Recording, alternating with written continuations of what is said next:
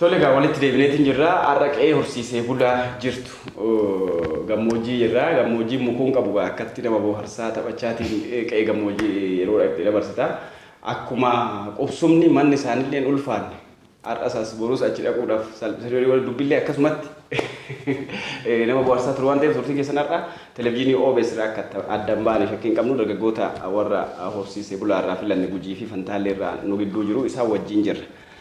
Gara Fantaallee achi deebina. Egaa jiruu godaansaa horsiisee bulaan kun hin godaana. Horsiisee bulaa maaltu godaansisa? Achi booda immoo waan si gaafadhu jirame ammallee keessattuu gaalaan wal qabatee eega Fantaallee dhaqee yaadni namaan wajjin gaala fi gonfura yaadata. Garasittiin dabarra. Horsiisee bulaa maali wanti godaansisu? Yeroo kam godaana? Horsiisee bulaan ona sadii qaba. Ona gurguddaa lama qaba, sadis qaba. Wanni godaansisu bona. Ona jechuun maal? Ona jechuun teessoo jechuudha.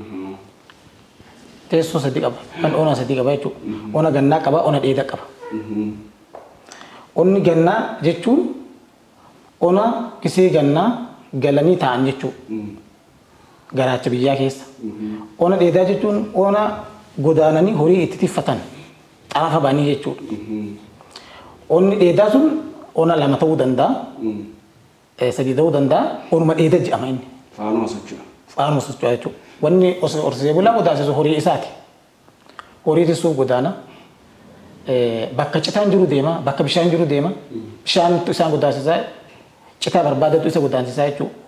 Taligaa horiitiif godaana. Horii taliguudhaaf. Akkasii bakki nama. Inni godaansi kun lafumaa ka'ee qarruma ol ka'ee deemaa hin dhibu.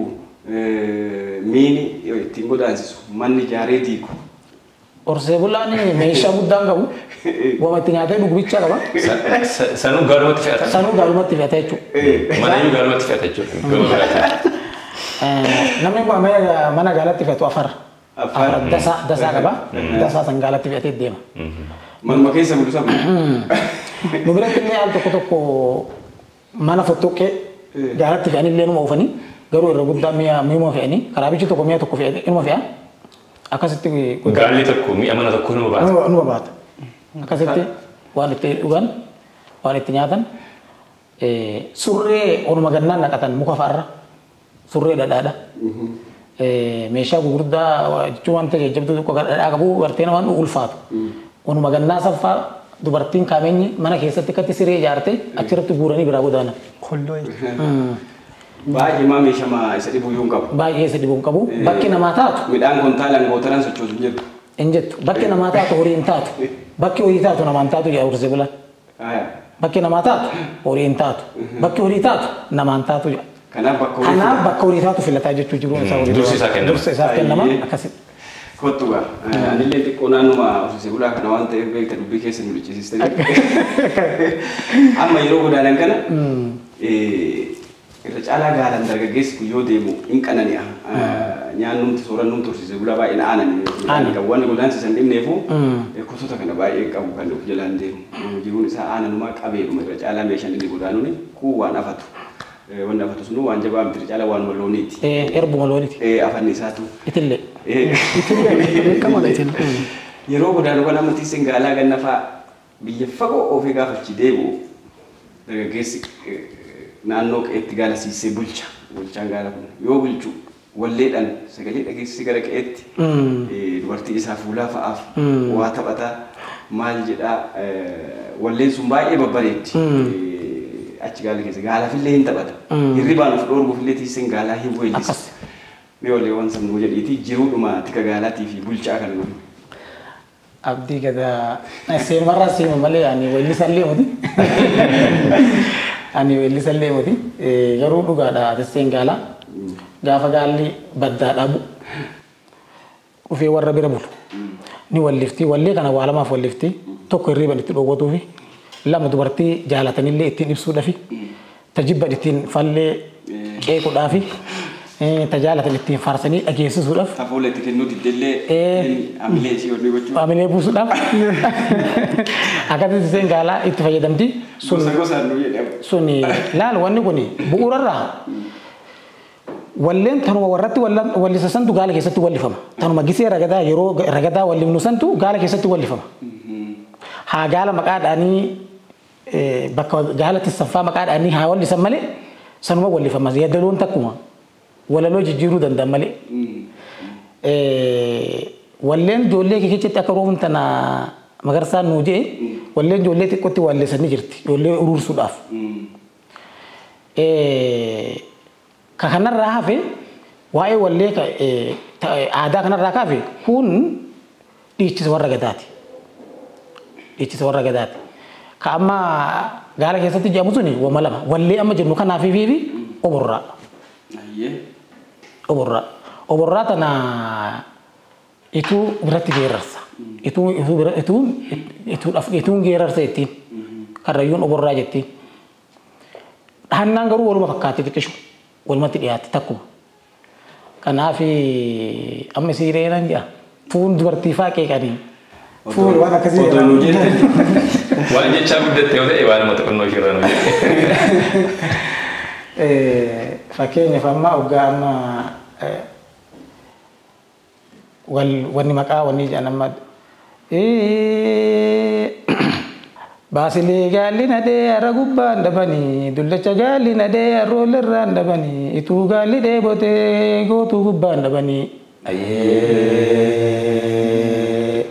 kokkollaafan tooroo soora manaan dhabanii hiriyaa manjoolaa beekaa manjoolaa dolu soora manaan dhabanii jedhaniiti. Abdii untuk muuxannoon dhawwaa kanarratti yoo akkas faa maneessitee fi maneen kun beeki doorsisa itti si galchuu fi akka ati weelliftu itti si galchuu fi hoggaa inni si maneessee dadhabattee ati jalaa didde faa si kakaasa yoo ati dadhabde jedhu dadhabde ittiin deebi'ee walli maneen immoo deebi'ee si qeeqa ayya maneen isaa sun lafa baddee faa maal jedha beektaa Aliyyoo guddaa abdii carraa kennu waa jechuudha jedhee abdii akka ayyaana irratti kakaasteetti yoo inni naa maneessee fakkeenyaan si maneessee ati wallee yeroo si dhufuu dadhabdee otoo ati wallee barbaadatu yeroon sirraa deemte dafee si qeeqa nama gaa ayyaa manee lafa baddee bilaashitti dirraa lallaafti ka algaa firaashitti dirra lallaafti ka algaa firaashitti hin dadhabee akka jechuudha deebiin sun dadhabeedha. Egaa walitti deddeebisu baay'ee bareeda beektaa. Walleen hoggaa amma fantaaliyyoo guddaa loon guba suufanii fantaaliyyoo guddaa loon guba suufanii karruutee kallayyoo gola marruu dheeta machuutee nyaata laalanii guufanii. Fantaaliyyoo guddaa gaar durree lama imimmaan jaalalaa guute ullee lama gadi naqee laali lafti dhuguu diddee jaalalti sabanaa mallan barruu dheeda miyyoo teenya lama buluu diddee. Magarsaa baay'ee muddatee haa ta'u magarsaanis waan dargaggummaa kana bichaatu na kakka. loon biratti silaa waluma fakkaata jedhee jira dabarsitte isaaf jarra kenname. Amma kan gaalaa irraa si jedha. Deemee bagee. Kan gaalaa kana gaafa si jedhu yeroo gaala galchanis hin taphatu yeroo obaa geessanis ta'uu danda'a. Gaala kana hin faarsu akkamitti faarsu yeroo itti ilmaanis akkuma san dhiiratti baay'ee ilma beekta gaalli kun hin dheerata. Gaala dheeraa kana ilmuuf yeroo ilman kana akka dhaabbatanii itti ilmanitti jira. Asirra kaa'atanii ol ka'anii waan ittiin ilmani as keessa kaa'atanii mee akkanatti ilmu.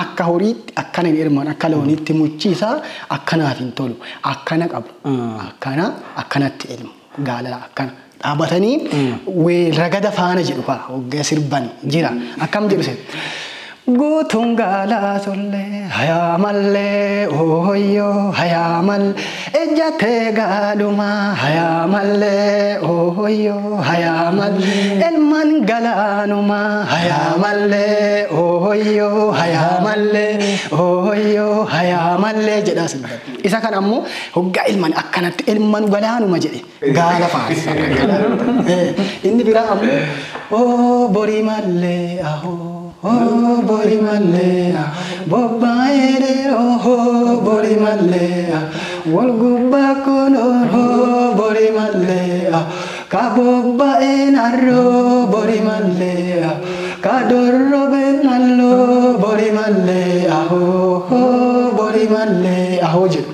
Kun ammoo sirba gaalaati akkasuma kan re'eesi jira kan gaalaas akkanumaan kana gujiin itti faarsu waan sadiin horsiisu kan irratti kan kooloonis kan gaalaas kan re'ees akkasuma jiruun horsiisee bulaa artiidhaan Oromoon waan hundaa artiidhaan ibsaa bakka baay'ee osoo jennu amma faaruu halloonii hangaalaa kan re'ee jennu kana nuuf maal jenna jecha nuuf ajaa'iba ta'a malee isaaniif jireenya. Isaan yeroo itti faarfatan iyyuu yaadatan hojii isaaniiti jiruu isaaniiti yeroo socho'an hundumatti beeylada isaanii wajjin yeroo elmatan yeroo socho'an afaaniin waliin jedhu waan ta'eef saganteeffatanii yookiin immoo akka nuti amma jennu kanatti akka namoonni baay'een dhaggeeffatan kanatti dinqisiifatanii miti. Siigalee inni koo isaaniif waan haaraa miti. Jireenya isaaniiti. Walumaan oolu walumaan bulu waan ta'eef waan itti fayyadaman kana yeroo hunda faarfatu. Jiruu isaanii sanaaf wanni qabu aartiidhumaan qabu. Fakkeenyaaf gaaf tokko tiisee gaalaa tokkotumaan naan jedhasiiti. Imalee waggaa dheeraa booda ja'a dheeraa booda yeroo badheessi yoo dhufu gaddeebi'a gara biyyatti. Yeroo ol fagaatu biyyarraa akkuma fagaatuun garaa jabee of cimsuudhaaf halkan gaala keessa yeroo ciifnu gaala kanaan baay'ee biyya ba'u isaan tiiseen gaalaa kun. Otuma deemnu ispaaltiitti dhufneedha. Ispaaltii karaa asallaa kana muka keessa deemanii ispaaltii karaa asallaa deemu kanatti ba'an karaa wayiiti. Achumaan ispaaltii illee qaxxaamuran. Namalaala ispaaltiin kun kan maalitti dhaggaafate yeroo duraatti inni gaala wajjin dargaggeessa ispaaltii karaa asallaa deema asallaa kana inni gurrattuu dhageen beeku fageenya biyya gaara duubas se'a kana qaxxaamuree yeroo argu galgala waluma itti yeedaloo itti baafatte yeroo halkan gaala eegan ni walliseedhe uf jabeessu gaa fagaatee baay'ee biyya yaadeedha gaalaan ispaaltii asallaa qaxxaamurree nuga dinde binu jenne gara murre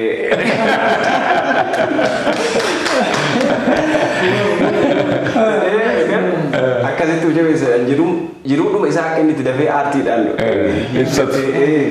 Ofittuma haamilee isaa of jabeessa ofuma isaa jechuudha agartee gara of jabeessuuf. Jiruu akkasii fa'aa qaba.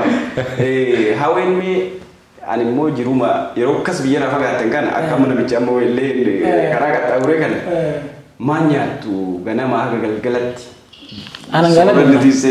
Anangala dunno. Ganama galgalatti. Ciree laaqana ilmaan ni jiraati see galan. Ni jiree. Sadii miti. Ganama barraaqa anangala hin dudda. Xiqqoo gaa aduun akkatti ol fiiddee akkatti wanni jetti. Waaree gaalatu jira. Inna waaree loonii irra xiqqochi dabarte walumaa qixa garuuyyuu hoggaa sanis waaree gaala waaree nu ilmaa jedhanii gaara ni ilmanii dhugan ammas sa'aatii jaa'ee ilmanii dhugan saafaa ilmanii dhugan galgala ilmanii dhugan amma marraaqanii dhugan halkan keessa jecha naannoo sa'aatii afurii halkan keessa. Garaan taa'u waan ta'eef amma mama saniyaati sanii jidduutti sirma dhugan garuu dhaabbataa beekamaan kanuma. Yoo beelofti nuuf keessa addeeffata. Afachuudha takka oduu midhaan hin argin hagam turtee beekta. Aannan qofa. Amata taa'ee nan beeka. Waggaa tokko guutuu ayyaana ati hoo. Nyaata malee buddeen malee. Ayyaana garaagarummaa jiru. Akkamitti bulama buddeen malee. Osoo jennu baraniitu miti isaanis amma baraniitu waan kana beektaa. Buddeena qeettis gaafa mana giranis badaa buddeena nyaatanii irra caalaa isaa waanuma aananii foon kana wanni soorratamu gaafa akkas gaalaan godaantummoo kiillooniin godaantummoo aannan mala wanti ta'e of biraa qabdu kanaafuu isaaniif amma aannan gaalaa sun jireenyuma isaaniiti yeroo hundatti hin jiraatu baraniiru waan ta'eef guyyaa isaa yaadatanii har'a buddeena nu wayya jedhanii iyyuu hin jiru maaliif aannan harka isaanii jira aannanis immoo filatamaadha gosa nyaataa jiran keessaa aannanii humna namaataa nyaata pirootiinii guddaadha waan ta'eef gosa nyaataa keessaa kanaafuu nama akka kiyya magaalatti dhalate kanaafuu baay'ee bareeda mee ammoo Horsiisee bulaadhaaf yeroo baay'ee sagantaan tokko poolisiin hin ba'a, hin kalaqama, hin bocama. Poolisiin sun hanga ta'e hojiirra oolee yeroo inni bu'aa barbaadamee fi hedame sana fiduu dhiisuu jiraachuu danda'a. Isin immoo akka nama horsiisee bulaa tokkotti wanni isin qabatamaadhaan beektan jira. Fakkeenyaaf amma horsiisee bulaa jireenya ammayyaa akka inni jiraatu gara magaalaatti fa'aa akka inni siqu ni godhama. Poolisii keessatti hin kaa'ama waan kuni. Warri immoo akkas miti horsiisee bulaa deeggaruu yoo barbaachise lafuma inni jirutti akkuma duriitti jiraatu bishaanii fi marga akka argatu haala mijeessuufidha warri jedhanis jiru. Mee isin qabatamaadha wanni isin beektan horsiisee bulaadhaaf maaltu mala? Jireenya horsiisee bulaa akkamitti fooyya'uu danda'a? Mee isa kanarratti mee maal jettu? Sirraa kaaname. Horsiisee bulaadhaaf maaltu mala ka jiru? Horsiisee bulaan uumattuyyuu horsiisee bulaan jaartii 2-3 fuudha. Wanni kana fuudhuuf warri re'eedhaa adda, warri loonii adda. Gartee horumaaf. Kanaaf horsiisee bulaadhaaf wanni malu bakkuma inni jiru sanitti lafti odoo jalaan tuqamanitti yoo bonaa immoo iyyuu akkamitti inni bona sanarraa a'atuu akka inni danda'u haroon qotameeftee fi bakkuma inni jiru sanitti haalli mijatee fi bonarraa akka inni hongee bonarraa akka inni ittis uf dandamu haalli mijeessanii fi wanni guddaan horsiisee bulaadhaaf wanni godhamuu danda'u lafti jalaa sammuu qabdu qonna jedhanii amma bakka horiin dheedu dhoowwan hanga dhumatti akkasuma osoo hin taane bakka horiin dheedus addatti akkuma lafa qonnaayaatiif lafa bosona baxxaranii baasan lafa citaatiif fakkeenyaaf bineensafuu paarkii ijaaranii miti horiidhaaf looniif lafti hafuu qabdi. Lafa haftu san immoo iyyuu akkamitti horsiisee bulaan kun akka dheeduu qabu wal simsiisanii tartiiba jiruu isaa san achumatti mijeessanii fi horsiisee bulaan magaalaatti hin galuudha. Horsiisee bulaan magaalaatti ni garagalu magaalaa fi baadiyyaa jiraachuu ni danda'a. Mana tokkoon magaalaa jiraachuu danda'a. Mana tokkoon baadiyyaa bakka horiidhaa jiraachuu danda'a. Abbaa warraa akkuma warra re'eetii fi warra loonii jidduu deemsan jiruu magaalaallee namni ilmaan barsiifachuu qaba. Horiilleen immoo jiraachuu qaba. Lafti horiin dheedu citaan itti maru jiraachuu qaba. Achumatti haalli mijeeffamee fi xiyyeeffannaa keessa yeroo baay'ee poolisiin hoggaa horsiisee bulaa kana hedduu waan gadi fageenyaan hin beekneef ni miidhama horsiisee bulaani. Horsiisee bulaa kana sirriitti xiyyeeffannaa keessa galchanii gadi bu'anii qoratanii waa'ee horsiisee bulaa kana. Horsiisee bulaan akkanumaan himate akka amma jenne kana sirni gadaa guddichi Oromoon qabdu kun horsiisee bulaa irratti hundaa'e waan ta'eef ilaalcha keessa osoo galamee gadaan kunis afaanumaan faarsuudhaan moti sirriitti odoo kunuunfame horsiisee bulaan kunuunfamnaan loon kunuunfaman jechuudha. Loon kunuunfamnaan gadaan kunuunfamte jechuudha wal hidhata waan ta'eef akkasitti odoo ilaalcha keessa galamee hin jedhan. Gara magarsaatti dabarra magarsaa ta'uu maal jetta? Ani waan kana waan akka salphaatti ilaallamu miti fakkeenyaaf horii kan bari dhiibbaa guddaatti nurratti uumame. Jalqabumaa Oromoon horii horsiisuudhaan beekama. Horii horsiisuu kana faana jechuudha. Teknooloojiidhaan wal qabatee ammayyummaan wal qabatee wanti nuti miidhamnes hin jira. Fakkeenyaaf kana gaafa jedhu osoo fakkeenyaaf akka horiidhaaf nama abbaa horii horsiifatu horsiisee bulaatti akka isaaf tolutti osoo piroojeektiin wayii jiraate ta'e. Yookiin osoo wanti barbaachisu jiraate ta'een gama ammayyaatiin jechuudha. Wanti sirreeffamu osoo jiraate baay'ee barbaachisaa ture. Fakkeenyaaf miidhaan nuti miidhamne maal isa jedhuufi akka waliigala Oromootti jechuudha. Oromooti horiidha horsiisa, loon horsiisa. Akka waliigala Oromootti maal miidhamne sababa godaansaa, sababa hongee, sababa wantoonni silaa uumamaan dhiibbaa gaggeessan karaa teknooloojiitiin furamuu dhabuu isaaniirra miidhaan Oromoon miidhame maal yoo jennee ilaalle lafa isaa dhabee jira. Fakkeenyaaf gara Arsii kanas yoo fudhatte gara achi Sumaalis yoo siqu taate fakkeenyaaf bakka duraan horii itti tiffachaa ture gaafa bonni caami dhufu irraa baqata. Irraa deemee gaafa deemu naannoo sana ammoo nama biraati hawaasa biraati dhaalamaa irraa dhufe.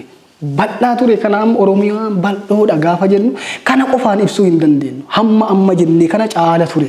Garuu sababa godaansa horiitiif lafa hedduu dhabee jira. Kuni maal jennaani hanqina teknooloojii. Osoo fakkeenya bakka inni jiru sanatti Teknooloojiin horii sanaa fi barbaachisu akkaataa horii san inni horsiifachuu danda'utti haala isaa mijeessu jiraate miidhaan kun hin dhufu. Fakkeenyaaf hawaasa irratti amma lafa hawaasaa amma magaalummaan irratti ijaarame kun akkuma maqaan isaa maqaan Oromiffaan moggaafame kana sababa horsiisa godaansaatii dhabee jira. Yoggaa bonni dhufu, yoggaa ganni dhufu irraa baqataa, yoggaa akkana caamni minaamin dhufee ka'ee maal godha bishaan achi obaafata. Osuma akkana jedhu irraa baqataa osoo dhufu lafa isaa dhabee jira. Kun ammoo akka waliigalaa teknooloojii waan dhabameef akka waliigalaatti miidhaa Oromoon miidhameedha. Inni biraa ammoo hawaasa amma horsiisee bulaadhaan beekamu kana amma teknooloojiitti barbaachisa. Isa aadaa duraa sana qofallee miti. Haala jiru irratti hundoomne teknooloojiin waan ta'e horii kana horsiisuuf haalli mijataa ta'e tokko gama mootummaatti uumamuu qaba. Maaliif jennaan fakkeenya hongeen yoo dhufu horii inuma fixa. Uummatis faana miidhama. Kun ammoo uuma hin taane. Uumama silaa ittiin hin lolamu garuu akka gahee namummaa keenyaatti teknooloojii barbaachisu fakkeenyaaf kan marga oomishu ta'uu danda'a yookiin naannoo marga sanatti bishaan obaasuudhaan waan akkana ka hojjetu kana teknooloojii akkana qopheessuudhaan yoo kana hin goone ammoo qotee bulaa badaa horsiisee bulaan ammas hin deema. Yoo akkana teknooloojii kana faana yoo ammayyeessine yoo kama durii qabatee deema taate in miidhama. Fakkeenyaaf inni biraa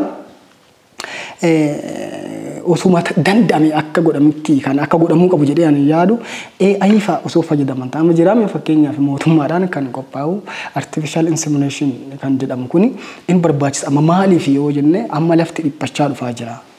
Akka duraa sana horsiisanii kuma gatuu jedhan beektaa duriin beekama kuma gatee jedhan eebelu akka malee horsiise durii sabiyaans inni elmamu yoo xiqqaate jechuudha inni elmamu naannoo 100 gahaa jechuudha. Kuma gatee duroommata amma lafti akkasii baay'inaan itti horsiifamu hin jiru. Garuu kan ammoo hir'isuudhaaf teknooloojiidhaan uummata horsiisee bulaas gama mootummaatiitti AI itti fayyadamuudhaan ammoo horuma qaban san xiqqeessaniin kan galii guddaa irraa argatan godhutti fooyyessutti ammayyeessutti osoo isaa qotee bulaa horsiisee bulaa faana bu'anii akkasitti natti tolaa jedha gama kiyya. Lafti horsiisee bulaadhaa gaaga'amtuudha. Qotee bulaa horsiisee bulaan lafa walitti qaba malee adda addaan qabu. Silaa diinnuun saama Oromoon odoo lafa wal saamuu baatte. Amma lafa horsiisee bulaadhaa waggaa lafa duwwaa argee namni mootummaanis lafti ofiif teessiseeti misooma gara garaatiif callisee oolcha. Horiin lafti ofii ta'an jirtu lafti horii irra dheedaa jira.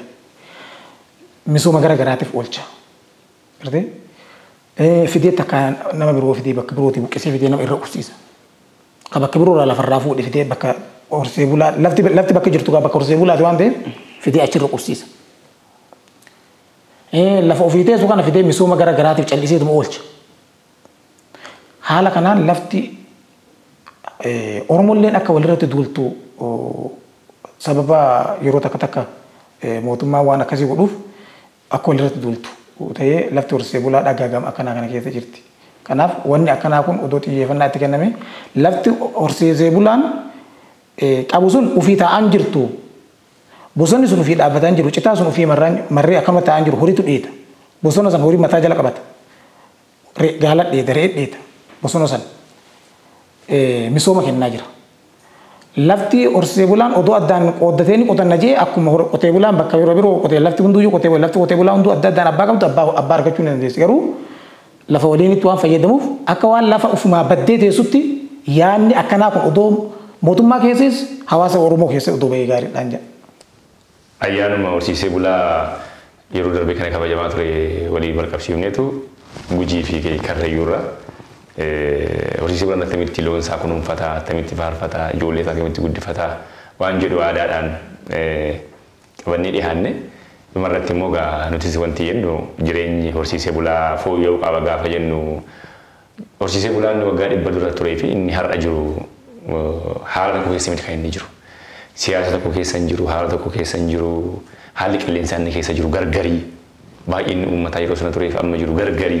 Kanaafuu haalli qabatamaa duriif amma gargar waan ta'eef horsiisee bulaan akka ammayyaa'ee bifa ammayyaatiin horii isaa horsiifatu deeggaruu beeylada isaa horsiifatu deeggaruun barbaachisaadha. Akka jedhame inni guddaan horsiisee bulaadhaaf bishaaniin margatu barbaachisa.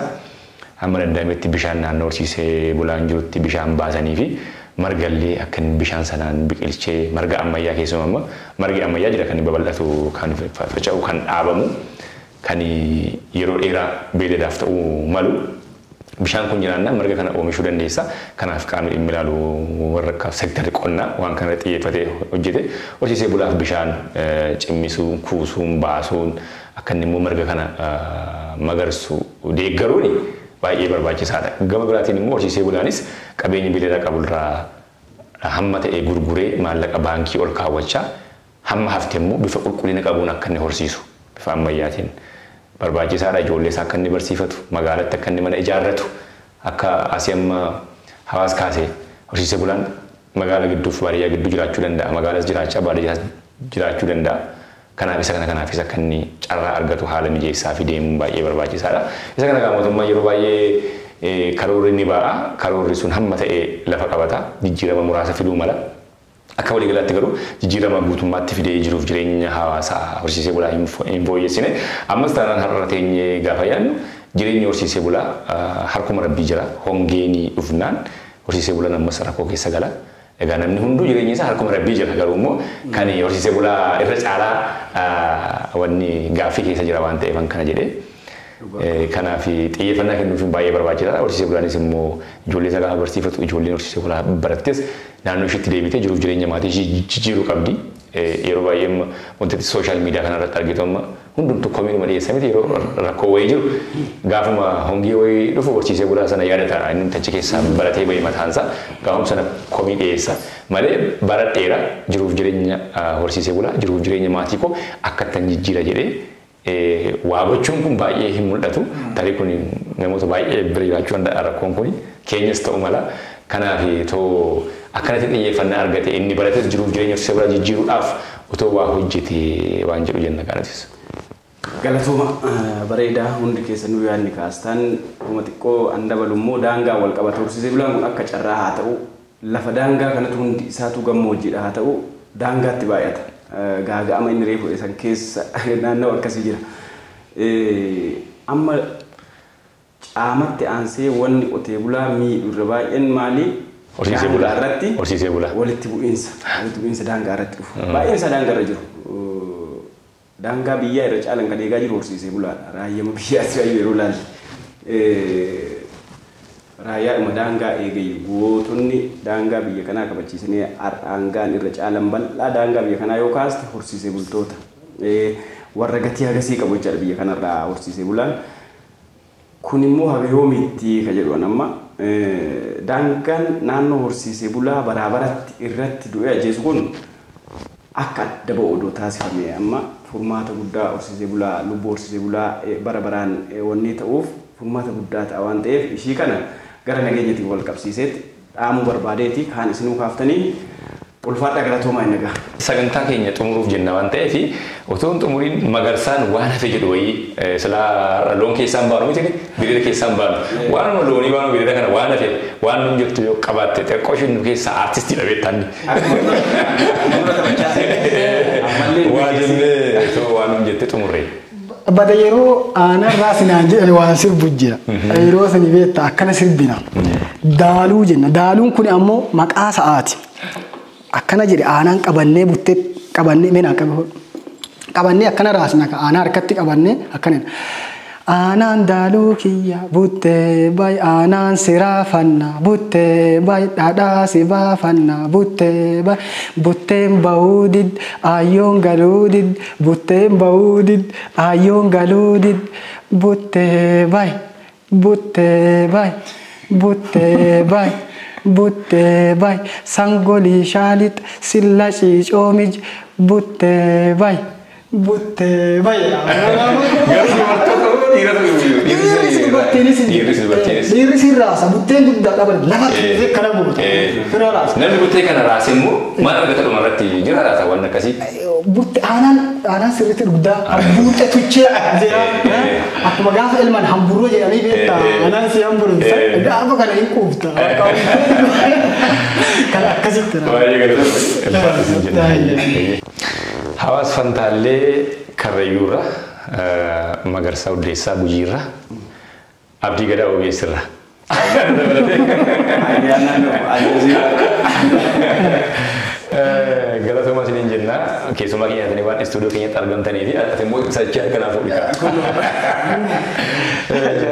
qophii keenya kana wanti mul'ata adda jenna daawwattoota keenya ispoortiin dhangaa fi dhandhamni muuziqaa itti fufu kanumaan nagaa isiniin jenna ogeessi kaameeraa keenya har'a Galaanaa Kabbadaa ture qophiileen televezyiinii OBS hafan kanneen biroo itti fufu ulfaadhaa isinis horaa bulaa deebana.